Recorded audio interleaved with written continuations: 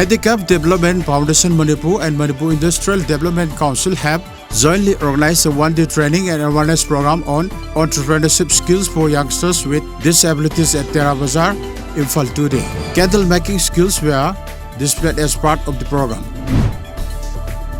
The authorities of Regional Institute of Medical Sciences (RIMS) have allegedly failed to supply water to toilets inside the hospital wards. It has been said that adequate water is available at the public washroom complex where ₹10 is charged per use.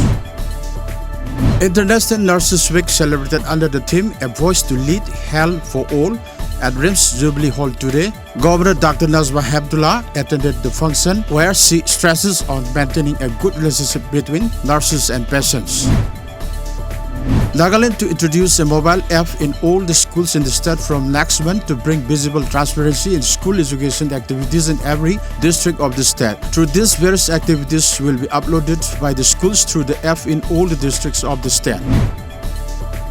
At least 8 people, including 2 CRPF personnel and SSB Jawans, were injured in a grenade blast that rocked Assam's capital city, Guwahati, last evening. The Alpha Independent has claimed responsibility for the blast. The incident took place just in front of the shopping mall, Guwahati Central. Most of the injured have been admitted to Guwahati Medical College and Hospital.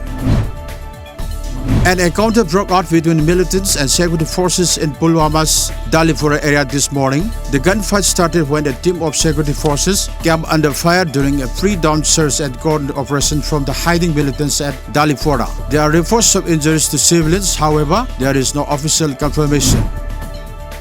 Chinese President Xi Jinping promises all possible assistance to Sri Lanka from defense cooperation to intelligence sharing as the island country is making efforts to strengthen national security by wiping out terrorism. President Maithripala Sirisena, currently in Beijing for an international conference, met President Xi Jinping on Tuesday.